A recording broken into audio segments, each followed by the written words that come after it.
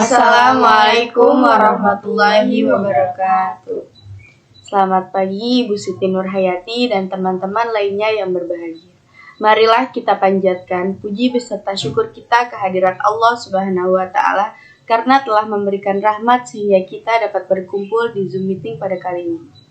Perkenalkan, nama saya Anissa Sri Rizki yang akan bertugas sebagai moderator dalam diskusi kali ini mengenai materi belajar yang bermakna dengan pendekatan proses dan pendekatan transformasional. Anggota saya terdiri dari Hanifah Sabrina dan Aziza Azhara. Baik teman-teman, langsung saja kita mulai ke sesi yang pertama. Sesi yang pertama adalah pembukaan. Sebelum itu, marilah kita mengucapkan basmalah bersama-sama. Baik teman-teman, langsung saja kita mulai ke sesi yang pertama adalah pembukaan. Sebelum itu, marilah kita mengucapkan basmalah bersama-sama. Bismillahirrahmanirrahim. Selanjutnya, penyampaian materi. Teman saya akan membacakan untuk menjelaskan materi yang sudah dibuat kepada Hanifah Sabrina. Silakan. Yang pertama adalah teori behavioristik. Penggagas teori belajar behavioristik adalah Geiger and Berliner. Teori ini menekankan tentang perubahan tingkah laku yang terjadi karena pengalaman belajar di dalam perkembangannya. Teori ini menjadi aliran psikologi belajar yang memiliki pengaruh besar terhadap tujuan, peningkatan teori belajar dan praktik dalam dunia pendidikan dan pembelajaran. Selanjutnya akan dibacakan oleh Aziza. Beberapa hal yang perlu diperhatikan ketika menerapkan teori behavioristik dalam proses belajar mengajar yaitu guru harus selalu mengobservasi dan memperhatikan siswa serta lingkungan belajar. Teori behavioristik sangat mengutamakan pembentukan tingkah laku dengan cara latihan dan pengulangan. Proses belajar mengajar di kelas harus dengan stimulus dan respon yang akan dibacakan oleh Anissa. Kelebihan teori belajar behavioristik itu ada 5. Yang pertama, guru akan terbiasa untuk bersikap teliti dan peka saat kondisi belajar mengajar. Yang kedua, guru akan membiasakan siswa untuk belajar mandiri dan mendorong siswa bertanya jika mengalami kesulitan. Yang ketiga, guru dapat mengganti cara mengajar stimulasi hingga mencapai tujuan atau target pembelajaran dari siswa berupa respon dari siswa. Yang keempat, guru dapat melatih siswa kemampuan yang mengandung unsur-unsur cepat, spontanitas, dan daya tahan. Dan yang terakhir, teori ini dapat membantu guru membentuk perilaku siswa sesuai dengan keinginan. Perilaku yang berdampak baik bagi siswa diberi perhatian lebih, dan perilaku yang kurang sesuai dengan siswa perhatiannya dikurangi.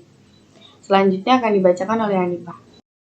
Kekurangan teori belajar behavioristik. Ada 5, yaitu teori behavioristik tidak dapat diterapkan pada semua pelajaran. Yang kedua, guru harus mempersiapkan bahan ajar yang siap digunakan sebelum pembelajaran dimulai. Yang ketiga, siswa lebih diarahkan untuk berpikir linear, konvergen, tidak kreatif, dan memposisikan siswa sebagai siswa pasif. Yang keempat, dalam proses belajar mengajar, siswa hanya dapat mendengar dan menghafal yang didengarkan. Dan yang terakhir, siswa membutuhkan motivasi dari luar dan sangat bergantung pada guru. Teori kognitif. Teori belajar kognitif dikembangkan oleh seorang psikolog asal Swiss bernama Jean Piaget. Teori kognitif membahas tentang manusia membangun kemampuan kognitifnya dengan motivasi yang dilakukan oleh diri sendiri terhadap lingkungannya. Inti dari konsep teori kognitif adalah bagaimana munculnya dan diperolehnya skema atau rencana manusia dalam merepresentasikan lingkungannya. Dalam tahapan-tahapan perkembangan manusia atau saat seseorang mendapatkan cara baru dalam memaknai informasi secara mental. Jika pada teori belajar kognitif, belajar dapat diartikan sebagai sebuah proses perubahan, persepsi, dan pemahaman. Dengan kata lain, belajar tidak harus berbicara tentang perubahan tingkah laku atau sikap yang bisa diamati oleh guru. Selanjutnya akan dibacakan oleh Aziza. Hal yang perlu diperhatikan saat menerapkan teori kognitif dalam proses belajar mengajar adalah materi pembelajaran harus disusun dengan pola atau logika sederhana dan kompleks. B. Guru harus memberikan pengarahan sesuai dengan usia siswa karena mereka bukanlah orang dewasa yang sudah mengerti dan mudah dalam berpikir. C. Proses belajar mengajar harus bermakna. D. Guru harus mengamati perbedaan yang ada pada setiap siswa supaya siswa dapat berhasil mencapai tujuan pembelajaran. Selanjutnya akan dibacakan oleh Anissa. Teori konstruktivisme. Konstruksi berarti membangun. Dapat disimpulkan bahwa teori belajar konstruktivisme adalah suatu usaha yang dilakukan untuk membangun tata hidup yang berbudaya modern. Landasan dari teori belajar konstruktivisme adalah pembelajaran kontekstual.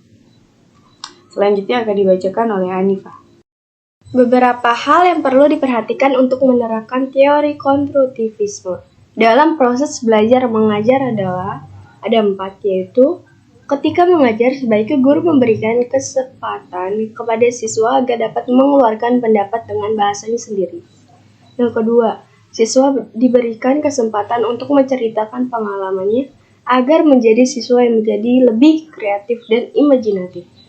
Yang ketiga, lingkungan belajar mengajar harus dibuat kondusif supaya siswa dapat belajar dengan maksimal. Dan yang terakhir, siswa diberikan kesempatan untuk membuat gagasan atau ide yang baru. Selanjutnya akan dibacakan oleh Aziza. Pilihan teori belajar konstruktivisme. Dalam proses belajar mengajar, guru dapat mengajarkan kepada siswa untuk mengeluarkan ide atau gagasan dan juga melatih siswa supaya bisa mengambil keputusan. B. Siswa dapat mengingat pelajaran yang sudah diajarkan karena mengikuti proses belajar mengajar secara langsung dan aktif. C. Pelajaran yang dilakukan secara berulang-ulang akan membuat siswa lebih mudah dalam berinteraksi dan memahami pelajarannya.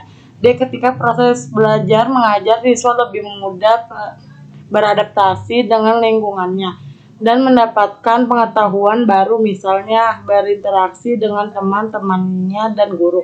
Pengetahuan yang diterima siswa lebih mudah diterapkan dalam kehidupannya. Kekurangan teori belajar konstruktivisme. Yang pertama, teori ini memiliki ruang lingkupnya lebih luas sehingga terkadang susah dimengerti. Yang kedua, tugas guru menjadi kurang maksimal karena siswa diberikan kebebasan lebih banyak. Teori humanistik. Teori belajar ini lebih cenderung melihat perkembangan pengetahuan dari sisi kepribadian manusia.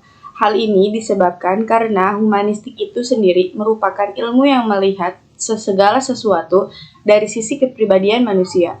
Teori belajar humanistik memiliki tujuan untuk membangun kepribadian siswa dengan melakukan kegiatan-kegiatan yang positif.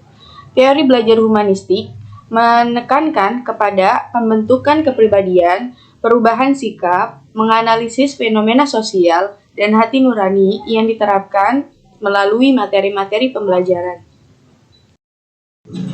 Beberapa hal yang perlu diperhatikan saat menerapkan teori humanistik dalam proses belajar mengajar. Yang pertama, guru harus berusaha untuk menyusun dan mempersiapkan materi-materi pembelajaran lebih banyak agar tujuan belajar mengajar tercapai. Yang kedua, guru harus berusaha tenang ketika mendengarkan ungkapan-ungkapan dari siswa yang memberitahukan bahwa ada perasaan yang kuat dan dalam saat belajar mengajar.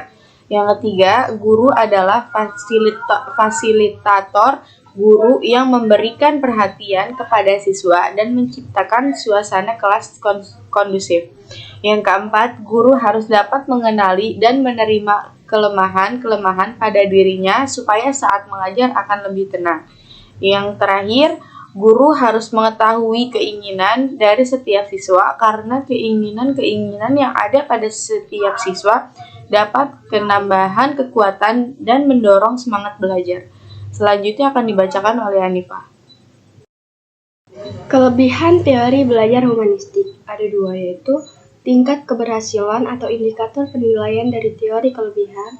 Teori belajar humanistik belajar ini dapat dilihat dari siswa merasa senang dalam belajar, dan terjadi perubahan terhadap tingkah laku dan pola pikir bukan karena paksaan atau keinginan sendiri.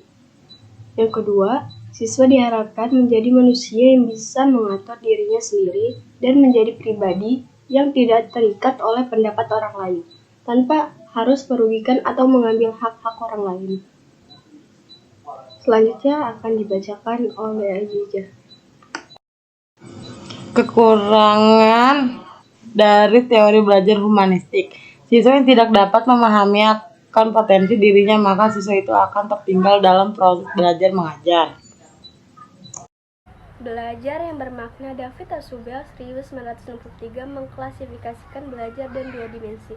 Pertama, menyangkut cara penyajian materi diterima oleh siswa. Melalui dimensi ini, siswa memperoleh materi atau informasi melalui penerimaan dan penemuan.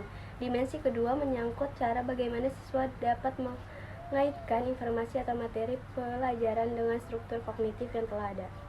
Ada banyak pendekatan atau strategi pembelajaran yang dapat digunakan guru untuk menciptakan iklim pembelajaran di kelas yang terjadinya pembelajaran bermakna, yaitu A. Terimalah siswa padanya.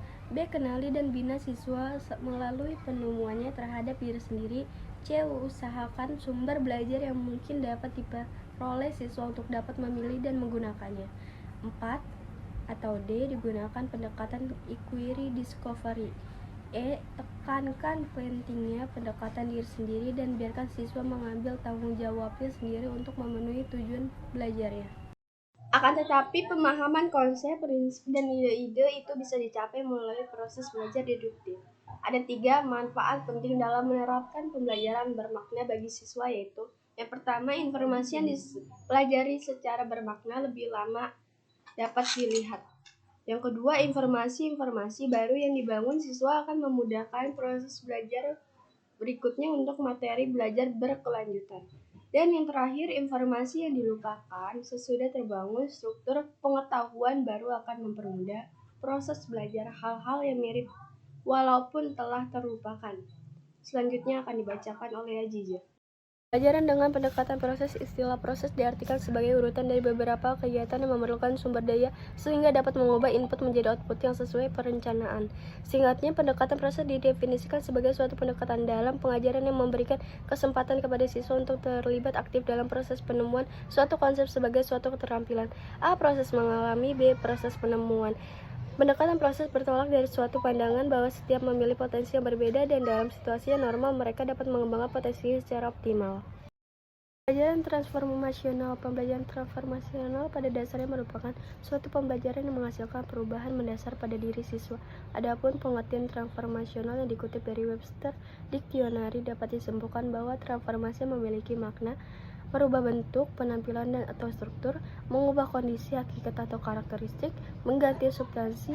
Mojekir 2010.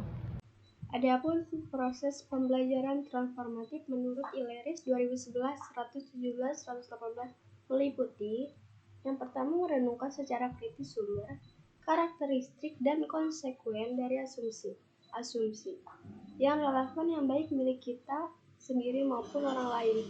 Yang kedua, di dalam pembelajaran instrumental menetapkan kebenaran bahwa sesuatu adalah benar sesuai dengan apa yang dikatakan tentangnya dengan menggunakan metode riset empiris.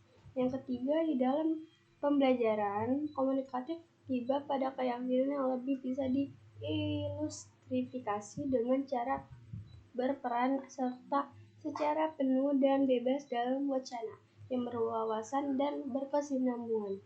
Yang keempat, menjalankan perspektif yang telah tertransformasikan, yaitu dengan mengambil keputusan dan menempuh apa yang telah kita yakini sampai kemudian menjumpai fakta, argumen, atau perspektif baru yang menyebabkan orientasi. Yang terakhir, menghasilkan kecenderungan alamiah sehingga menjadi lebih reflektif dan kritis terhadap asumsi sendiri dan pihak lain. Mengucapkan pengesahan atas wawasan transformatif kita dengan berpartisipasi secara leluasa dan penuh dalam wacana, dan menindaklanjuti keputusan dengan menjalankan wawasan yang sudah tertransformasikan. Selanjutnya akan dibacakan oleh Aziza.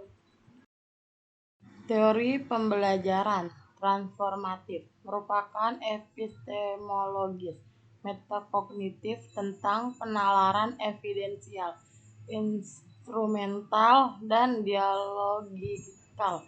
Komunikatif, penalaran evidensial biasanya menggunakan pembelajaran yang tujuan pembelajaran transformatif yang dirangkum menurut Swenarwan 2008 167 adalah untuk mentransformasi pembelaan ke dalam suatu keadaan sehingga pembelajaran dapat mencapai pembelajaran, mengembangkan seluruh potensi yang diinginkan dan untuk memperkuat serta memotivasi pembelajaran dalam usaha pengalaman pembelajaran. Baiklah, itu penjelasan yang telah kami buat dari materi belajar yang bermakna dengan pendekatan proses dan proses transformasional. Jika ada kata yang kurang atau penjelasan yang kurang dalam penyampaian saya dan anggota saya, mohon maaf atas kekurangannya. Kurang lebihnya saya ucapkan terima kasih atas pendengaran materinya. Wassalamualaikum warahmatullahi wabarakatuh.